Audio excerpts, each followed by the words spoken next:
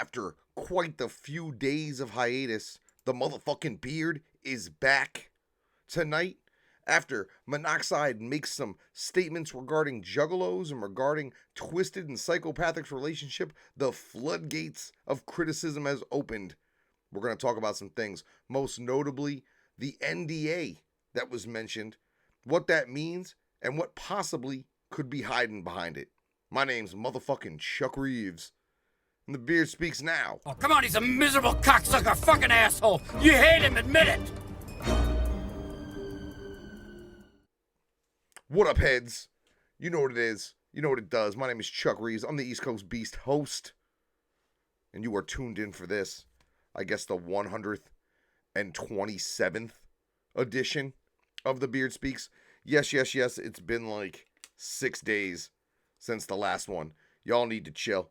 Y'all need to chill the fuck out. There's content when there's content. Deal with it. We're working on getting you new content all the time. If you didn't get the chance today, go back, make sure you hit up that Facebook page at Beast Host Beard and check out that live edition of For Our Consideration that went down today. Let me straighten out my mic in camera. There we go. I've been kixing it. We, once again, up here in New England, are waiting for a tremendous fucking snowstorm that's supposed to dump untold inches upon us again tomorrow. We got one last week. That's kind of what fucked up the last couple days of last week as far as the show goes. Because when the weather is bad, internet is spotty as fuck. What's good, though? What's been going on? I had Gmo Ski and Cess Crew Friday night. I was going to talk about some stuff regarding that tour, but we can get to it tomorrow.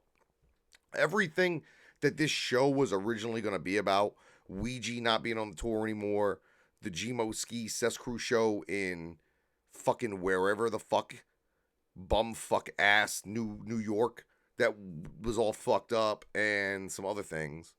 We'll get to all that shit tomorrow. What triggered me changing everything was I've seen this backlash about what people are saying. People are mad about certain things Monoxide said and questioning other things he said. And I figured now's the time to kind of maybe teach a class on certain things, including what the meat and potatoes of your standard psychopathic records recording contract is. I've had one in my inbox for quite some time.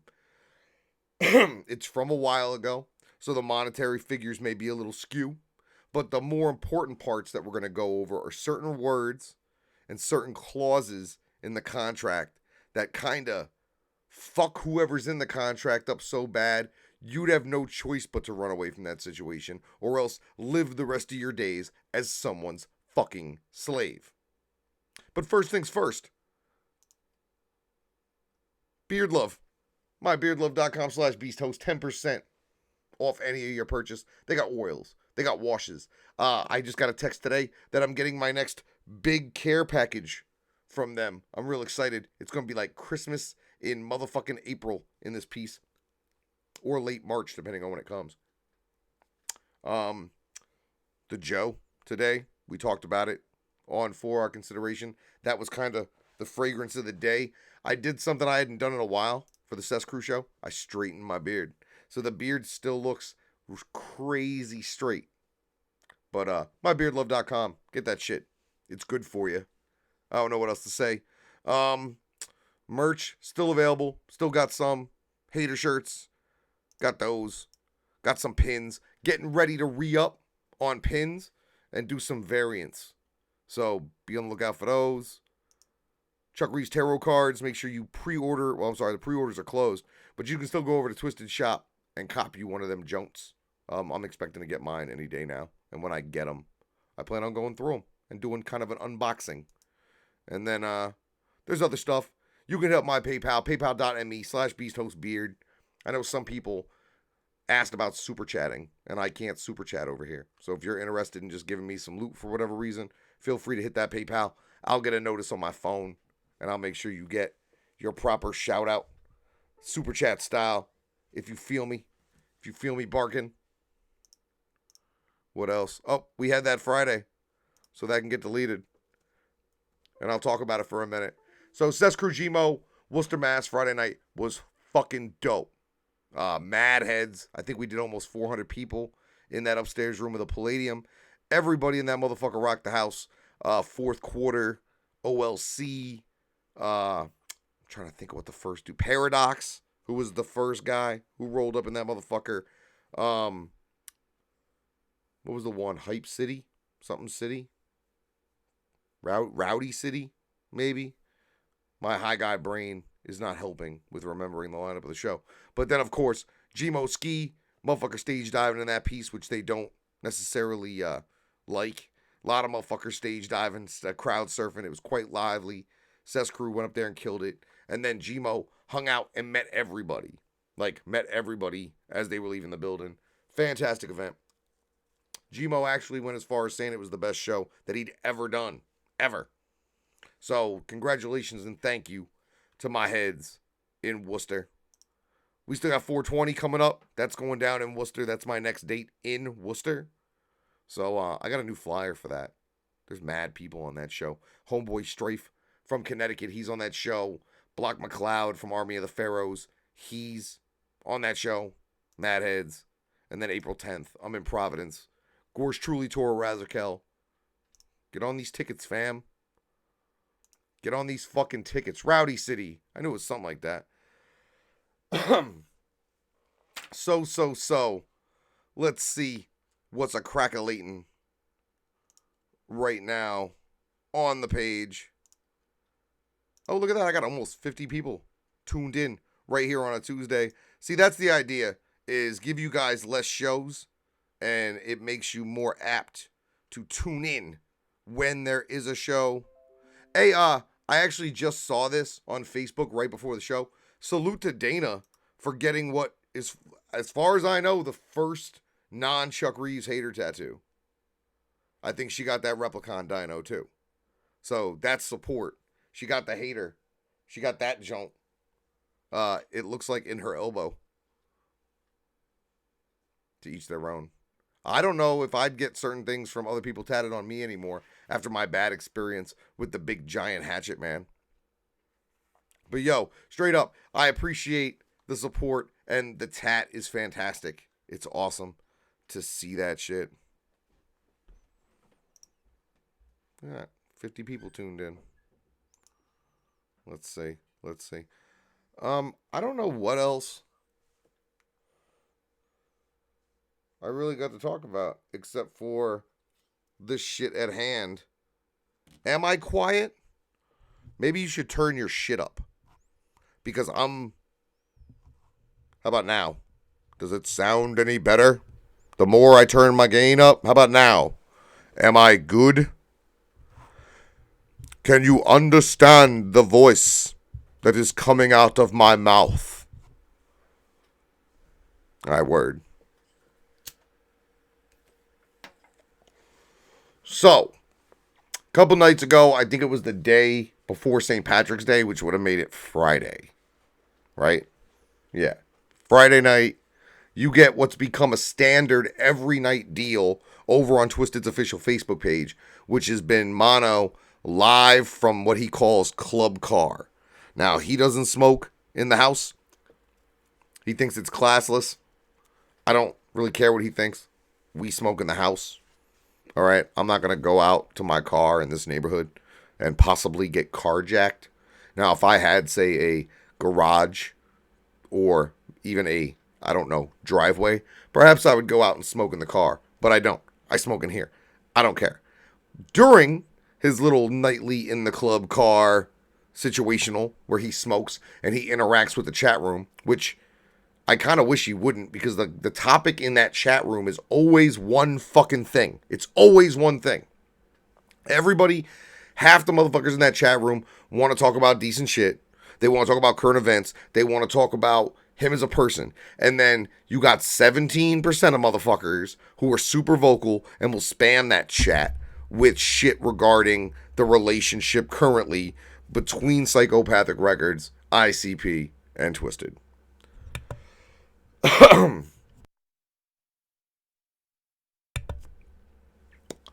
Now, during one of his little rants based on him responding to someone in the chat, he said some things about juggalos and the way juggalos were prior to Twisted making their appearance. He said some things about the Malenko shelving and how ICP hasn't truly been underground since then. He said that before Twisted introduced something new to the Juggalo world was mostly about being a piece of shit. And then having this word Juggalo to hide behind.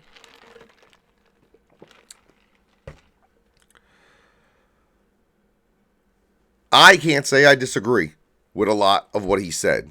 Now, maybe his time frame is a little wonky, Mad Max said.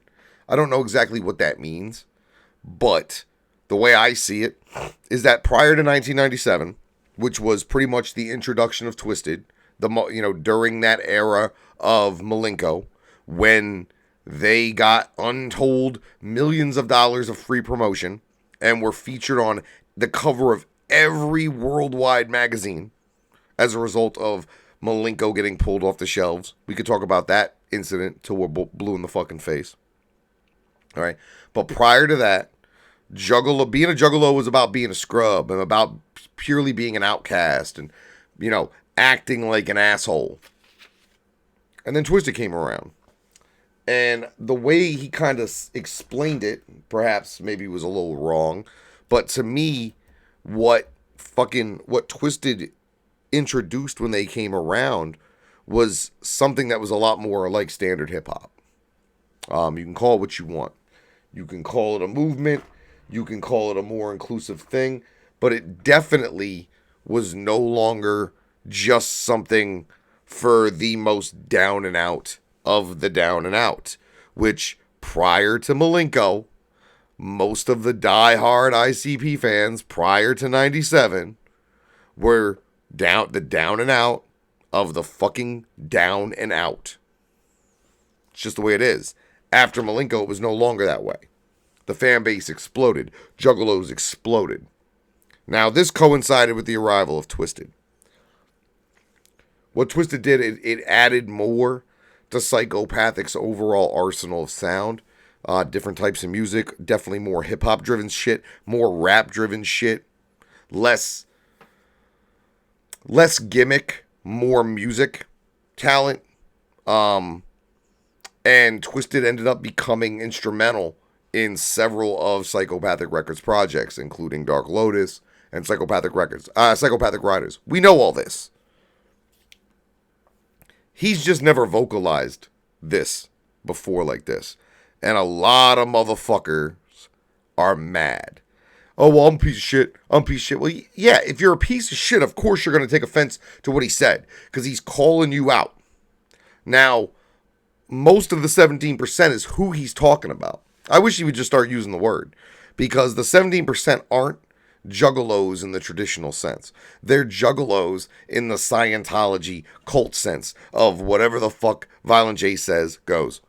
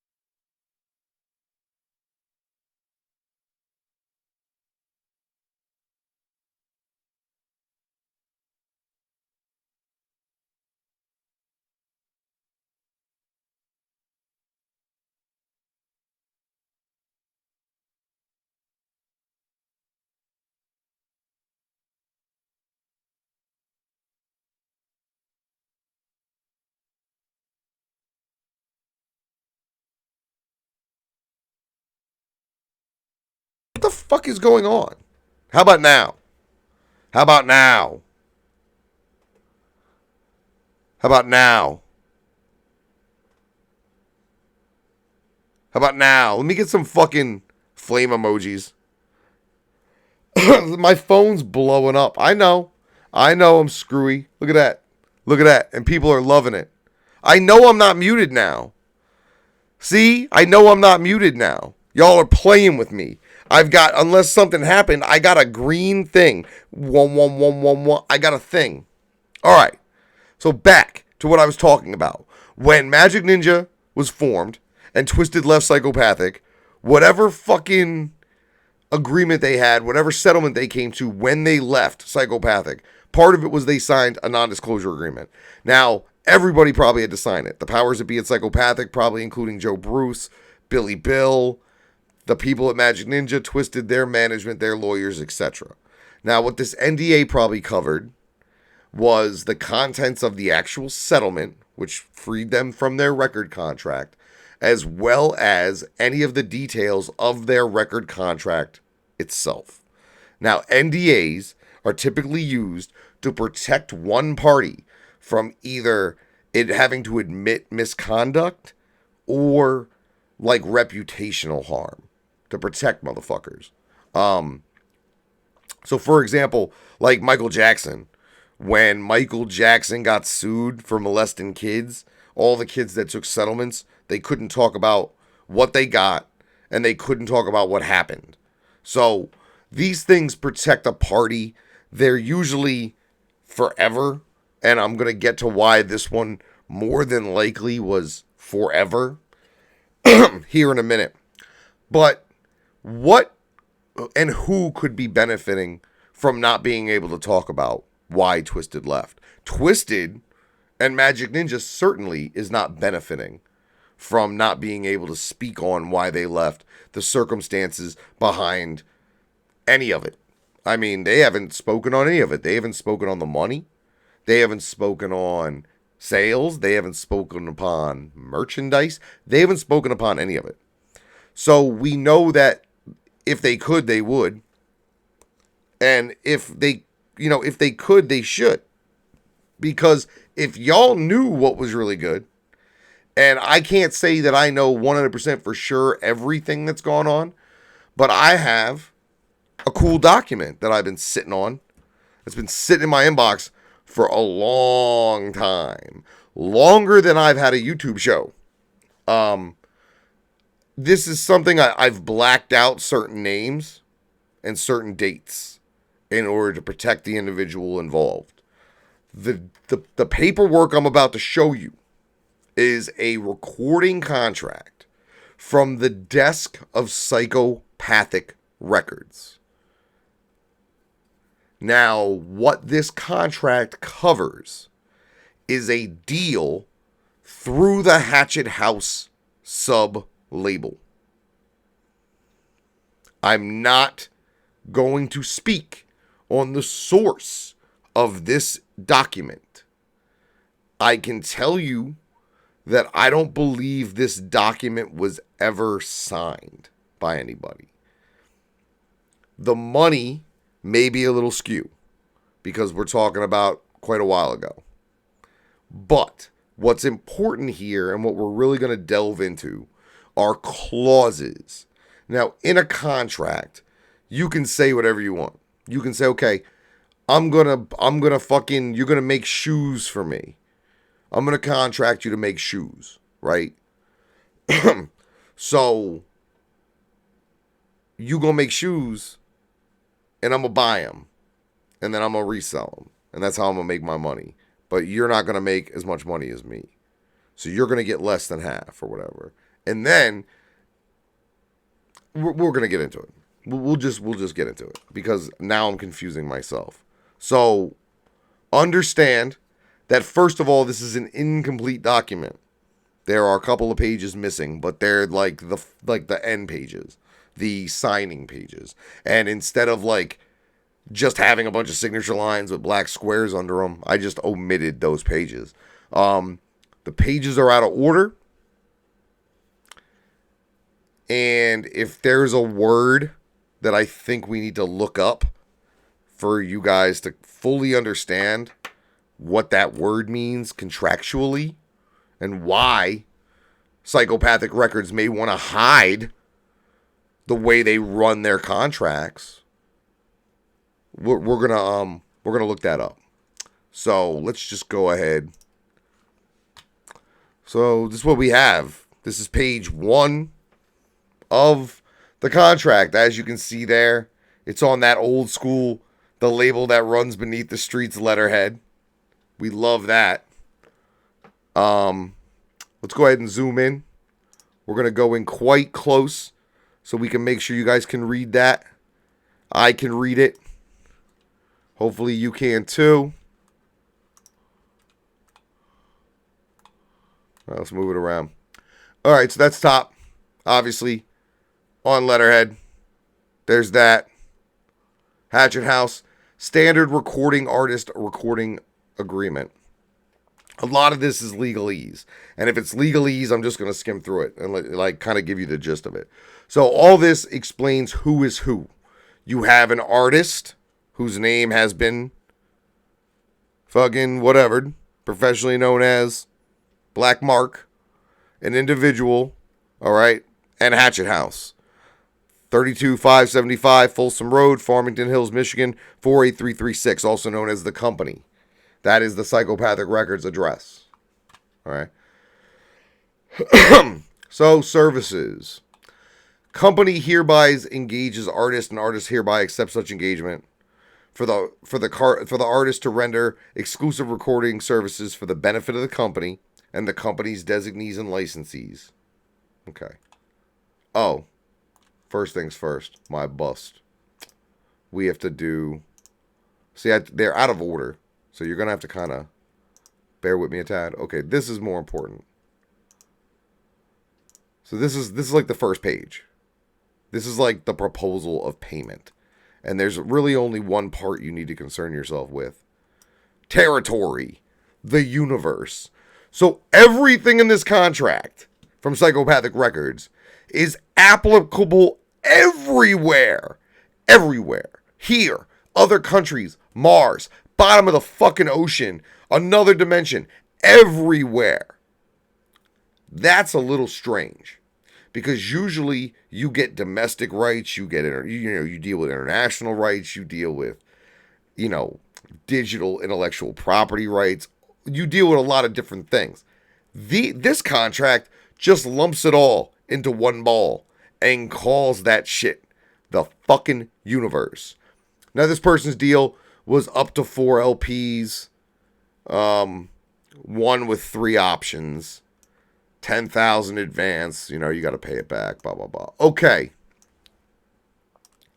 Royalties. So, people always wonder, what do you make when you sell a record?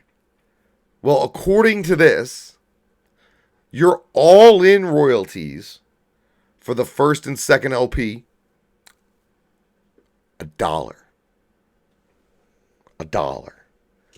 So this contract from Psychopathic Records Hatchet House gave the artist $1 on every record sold. Now that's $1 of accountable money. That is before recoupment. That is before payback of your advance, which you pay back your advance. That's whatever. Okay. On your third and fourth record, if you last that fucking long without starving to death, you get $1.10 on each record you fucking sell. Okay? On your singles, which explains why they didn't put many out, you're only going to make 10 cents per every single you get. Like, this is like Spotify money. Like, I didn't want to get into the money because the money could be a little skewed, but then I fucking realize that $1 a record? Are you on dope? So, okay. EPs, you're going to get 50 cents a record. So think about that. Think about somebody like Light, who had 3 versions of a record that didn't chart All EPs. So let's say he made 6,000 that he sold. Let's say he sold 6,000 units. You getting 30 cents, fam. You getting 30. Yeah, you say you're getting $3,000 on 6,000 units at $1 a piece. This is ridiculous. That's craziness. How you gonna sell a record in Hatchet store in the store for $15 in 3 versions, and somebody gonna be making 50 cents? I don't know, dog. All right. So, percentage of base royalty rate. This is a good one. So, for international distribution of all this, if the shit was sold in Canada, you're only going to get 75% of what I just said. And if it's the rest of the world at large, including Asia and some of the bigger markets, you're only going to get fucking half. So you're dealing with the idea that if you sell a record in, say, Kazakhstan, they could be, whoever this person was, could have been making as little as 25 cents on the fucking unit. That's insanity, kid. I don't even know how that's possible, fam. Like, we're not talking about 50 cents on the dollar. We're talking about 50 cents on the unit. That's, whatever. Okay.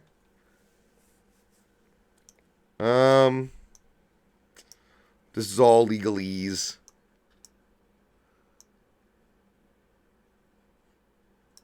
Okay. Creative, technically and commercial satisfactory delivery of masters by artist required. Company records artist masters under company approved recording budget, which comes out of your money. Any videos. This is a good one. This is an important one. Y'all should be aware of this one.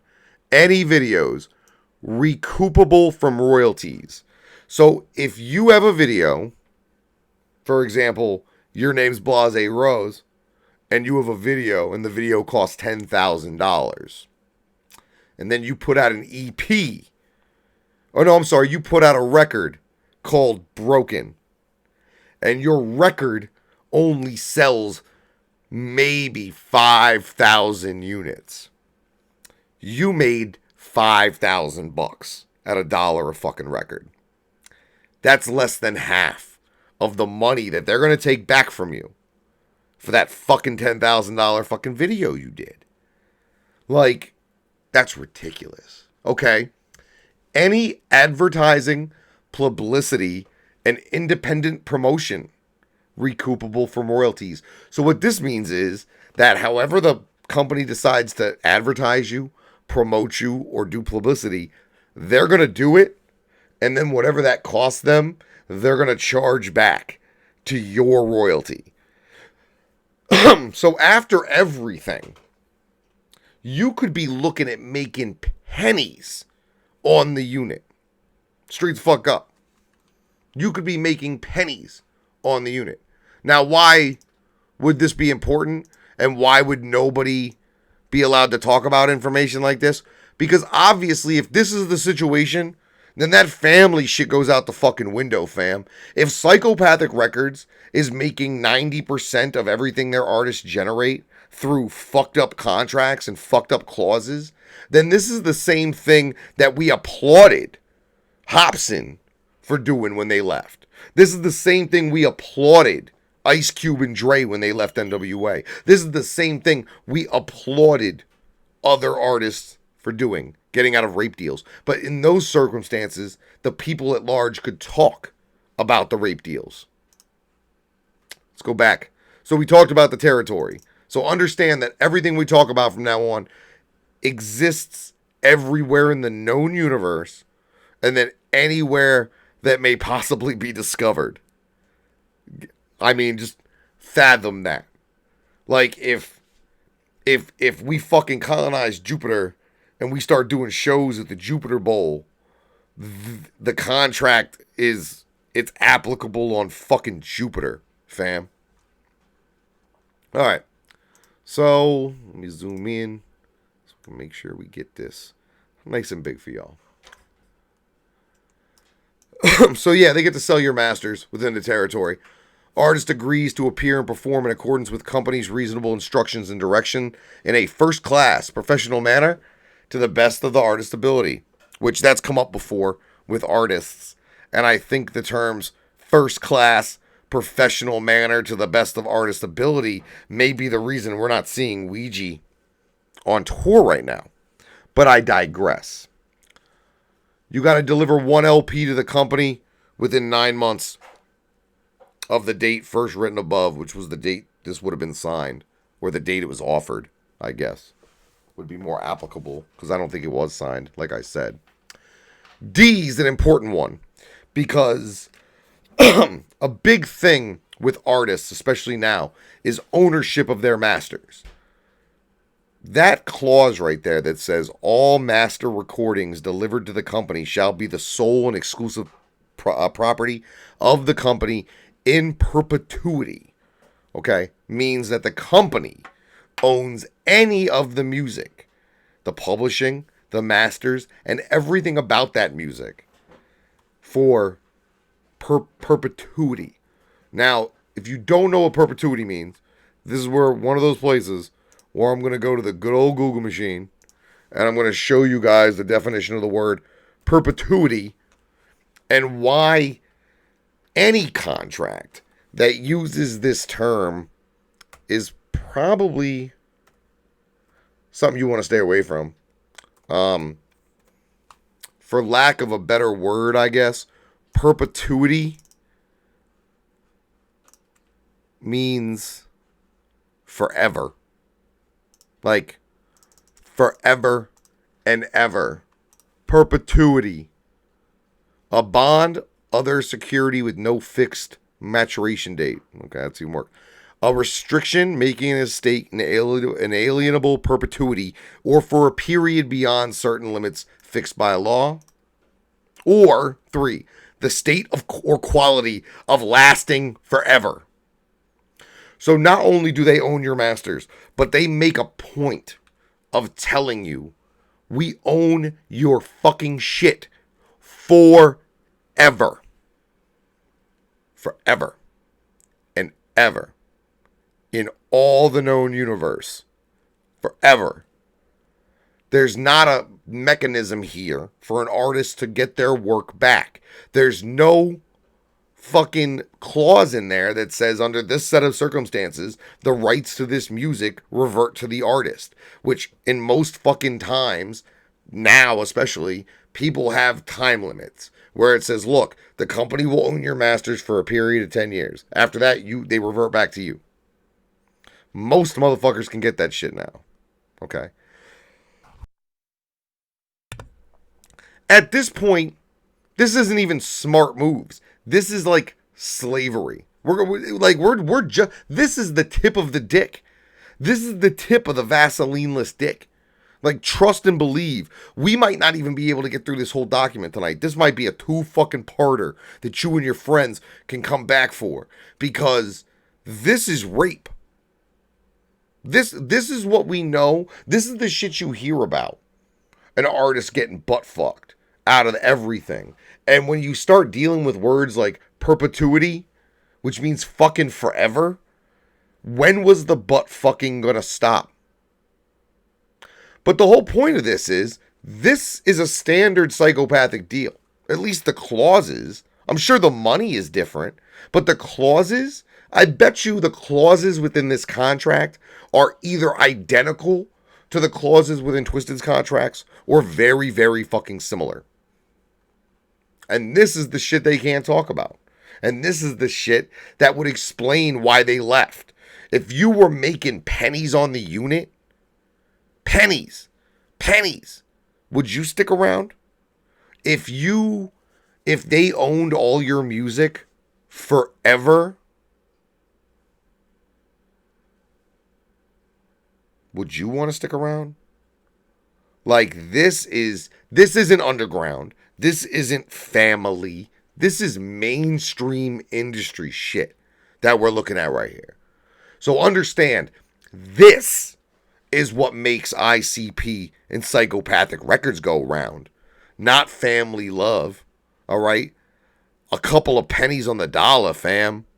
A couple pennies on the fucking dollar, all right? So, the term agreement, all right, which is the contract itself, the term of this agreement shall commence as of the date and shall continue for a first contract period on a date 7 months following the initial release of the album. That's pretty standard. A 6 to 9 month post-album time that you're still on the label, regardless. But in no event later than the date 12 months following the company's receipt of delivery constituting the album. So it's going to be at least 7 months from the release, but no more than 12 months from when they take possession of your recording. Therefore, thereafter, the company will have 3 separate options, which was second, third, fourth records, to extend the term of additional contract periods, sometimes herein referred to as option periods. It's similar to like sports people. Sometimes the teams have an option whether or not they can just make you stay there for another year at a certain amount of predetermined, payment. So basically, the company can exercise a contract period option. The option period concerned shall commence and be until 7 months following the release of another project. So they can just keep renewing you if they want, up to 4 records. Okay. Let's see. We already went through that one. Okay. Let's see. What's this one about? Oh, here we go. This is some interestingness for us all.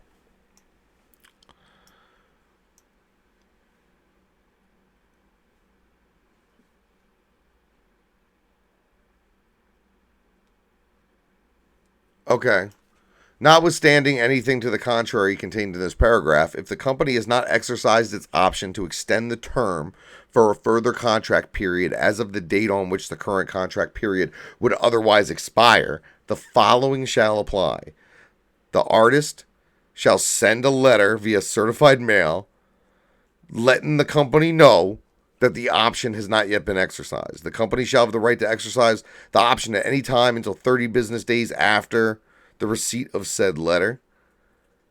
The current contract period shall continue. So if your shit expires and you never send them a letter, it never actually expires. You got to send them a letter, and then they have within 30 days of the receipt of that letter to exercise the option. So you can't fucking do anything else. And then it's like, this does not limit the company from shit canning you, which we saw. We saw them exercise that one with Blase Rose. For fucking sure, we saw them exercise that one. For the avoidance of any doubt, for each option that is exercised, the artist shall be required to minimally deliver 1 album. Okay, seems pretty fucking cut and dry on that one. Recording costs. If the artist chooses to produce the master recordings in whole or part at the Lotus Pod or a recording studio of the company's choice, the company shall incur all such recording costs, but not production services, which shall be the sole responsibility of the artist. So there's more money that's being taken out of your pocket, but that's pretty normal. You gotta pay for the production, but not the recording if you do it someplace the company chooses. If you choose the place, the company shall, but isn't required to, advance you those recording costs. They don't have to. They might. If the company does, that shit's going to get deducted directly from your fucking royalties again, including your mechanical royalties. Now, if you recorded anything prior to this contract and you delivered it to the company, that's considered something that was recorded under this contract, and it is deemed master recordings, which the company owns. All right, so any subsequent everything, including live performances, shall be deemed master recordings. which means you're fucked on that one too, because they own all your shit, including live performances.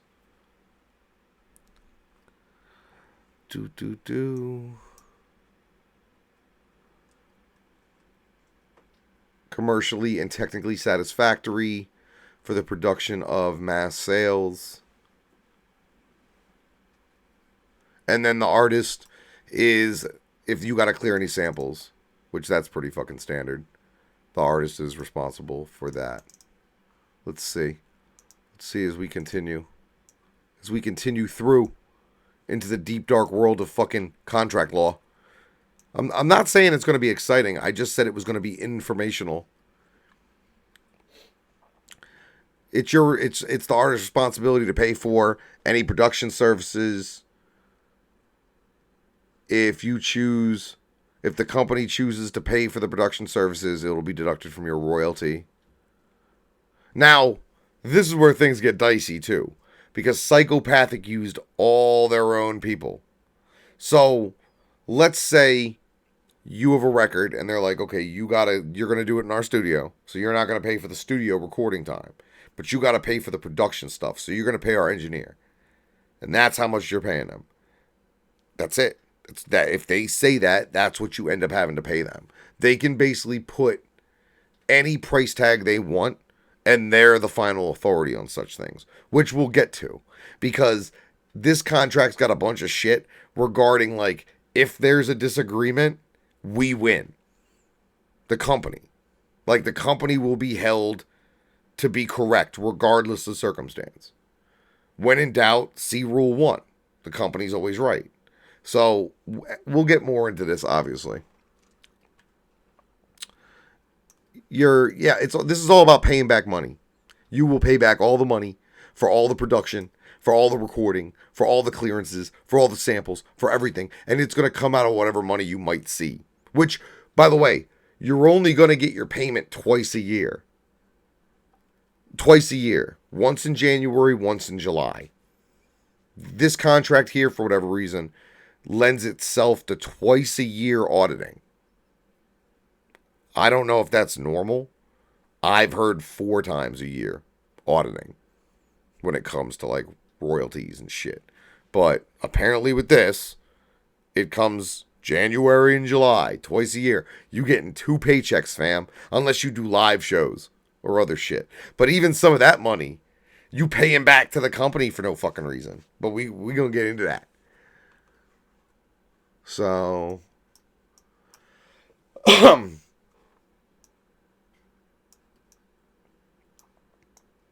is all legalese that they still owe everything. Recoupable advances. Except as specifically stated, the recording costs described above, along with any other costs or expenses incurred by the company in connection with the production, sale, promotion, marketing, advertising, including but not limitation, co-op advertising, or exploitation of the masters, as well as the costs and expenses designated as recoupable advances, charges or costs. Basically, you got to pay back every dollar they give you. If they gave you money at any point, you got to give it back. And it's going to come out. If they gave you anything, if they printed a fucking poster with you on it, if they made a phone call, if they got you radio placement, any of that, everything's coming out of that dollar you're getting per record, that 50 cents you're getting per EP, and that 10 cents you're getting per single. Don't forget. That's not a lot of money to begin with. And then they're like, well, then we need this. We need this. At the end of all this, you could end up owing money, which is the current situation with Blase Rose. Blase Rose still owes the company money because she never recouped. Guaranteed. I got video of her saying it. You test me. You've seen the video. It's up on my YouTube. Don't make me play the same shit twice. I don't like playing the same thing twice, but she admitted it. She had a $10,000 budget for the White Lights video, and she didn't even recoup that. So that's why she don't get no payments twice a year. And it's going to be 20 fucking years before she sees a nickel. Because at that payback schedule, she would have to sell 15,000 at least. And she didn't come nowhere near that. She didn't come nowhere near that. Oh, look at that.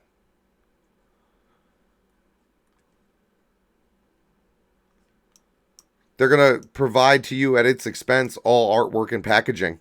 Look at that. That's nice of them. So they're going to give you the artwork and packaging, mostly so they can control it. You don't have an option on your marketing and stuff with this company, it seems.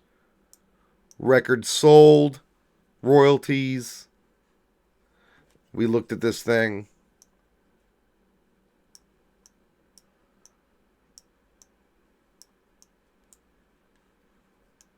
This is all legalese involving suggested retail pricing of records. But all that doesn't matter because you're only getting $1 for every one that they sell.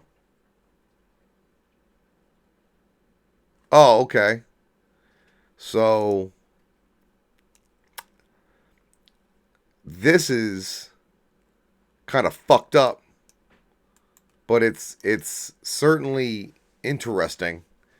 C right there, notwithstanding the foregoing, under no circumstances shall the artist's royalty for records sold exceed 50% of the company's net receipts therefor. What does that mean? That means that even if the artist under this contract sold 50 billion fucking records, the company would still have to make at least half that money. That under no circumstances will what the artist receive for records sold exceed half of what the company made. So actually, it's not even 50-50. You're getting stuck with, if you can't exceed half of what the company made, then if the split is 100% between two people, that means you would have to make 24.9% or less. So the company's at least going to make double under all circumstances, regardless of how many records you sell. How crazy is that? No matter how many records you sell, the company is always going to make at least double what you did. Because according to that clause, under no circumstance shall an artist's royalty for records sold exceed 50% of the company's net profits, net receipts. Are you fucking serious? That means at some point they'll just cap you. No more money on that for you. Sorry. No matter how many more records you sell, the company's always going to make double what you make. Family, right? Family. Family. Half your shit. Half your shit. All right, we're going to continue. This is all about more legalese, about the ownership of masters.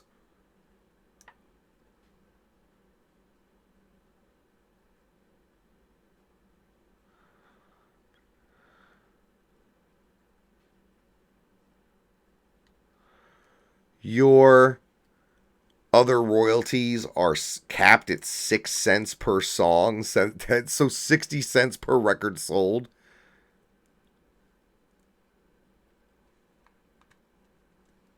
Yeah. So yeah, there's another 60 cents that you might get if you do something. What that is, if another company was to contract you for, yeah, if there's an applicable third party and they're trying to book you, you're only going to get 6 cents per song, up to 10 songs, so capped at 60 cents a record. So they could basically pimp you out to another company at however much money and pay you 60 cents a record. Enjoy that. And then remember, out of that 60 cents a record, they're going to take your video money back, they're going to take your promo money back, they're going to take your merch money back, they're going to take all this shit back. Oh, we haven't even gotten to like the real meat of this cock, which is like the merch deal. Like, the amount that these fucking heads were making on merch, if you think about the amount of merch that's been moved, and at what quantity and, like, price range, shit's amazing to think of how much money this company truly pimped out of people, if this is the real deal. Which, the contract's the real deal. What I mean is if these clauses are all the same, which I have to assume they are, and I can also see why information like this could be damaging to the entire idea of, well, we were family. Well, if we were family, motherfucker, why are you treating people that work for you like hoes and being like, anything you make, I gotta make double or we can't do business? That there's no circumstance under which you're gonna make more than half of what I'm making. That's literally what that clause said. Literally. What that clause said. Was it on the other page? Oh no, it's right here. Under no circumstances shall artist royalty for record sales exceed 50% of the company's net receipts. So that's a contract clause that says under no circumstance, no matter what, you're never going to make more than half. You're never going to make more than half of what the company made. So they're always going to make at least double. If that's not slave master, I don't know what the fuck is, man. Like I'm dumbfounded at that one. Like I've read this thing a million times, and every time I read it, it becomes more and more fucking disturbing to me. So think about that shit. We're gonna pay you $1 a record, but no matter how much you make, remember we always gonna make double, fam. Always. Let's say 6 cents. With respect to all controlled compositions, we own them.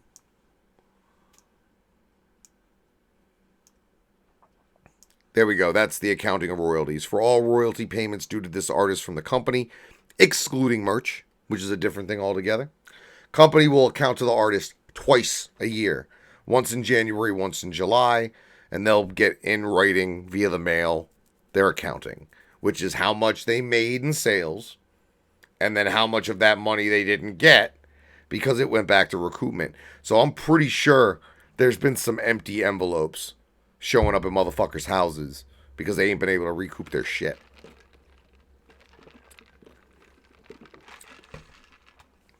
All right, that's the bottom of that page. What page are we on? I don't even know. Page 7? Like, we're only like halfway through this motherfucker and we're pulling up on an hour. So we're probably going to end up doing this page.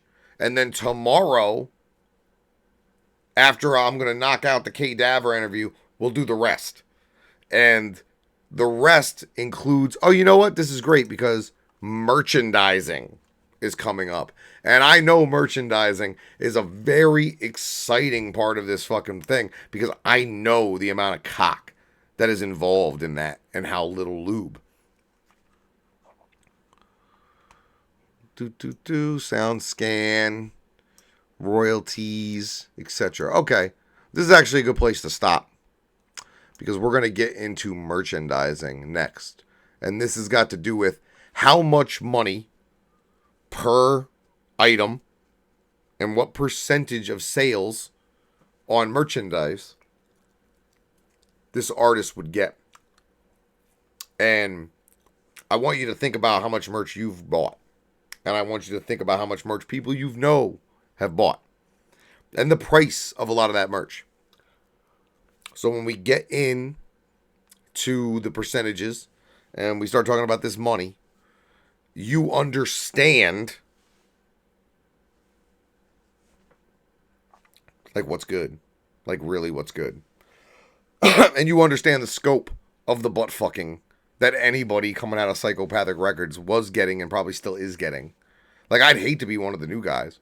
This is probably the exact deal Ouija got. Like, I can't think of any. This is probably the same deal Light got. If somebody, like, go ahead, hit my box. If you think I'm fraudulent with this, hit my box, let me know. But tomorrow, we're just going to get into part 2. We're going to start with merchandise. But I got Cadaver coming on first.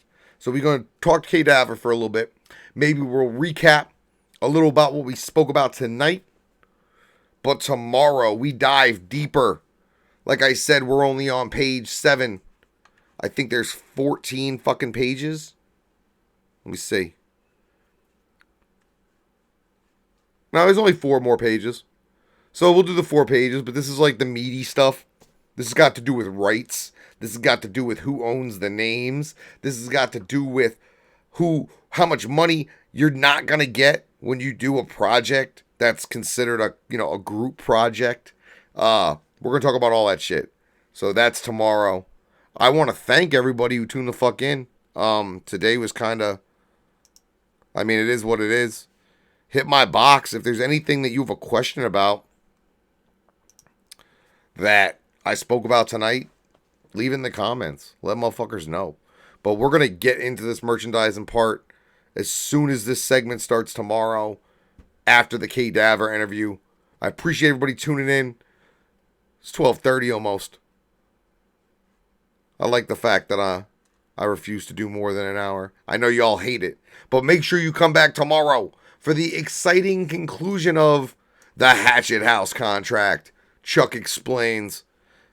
And understand how this all deals with this goes directly to what we've been talking about.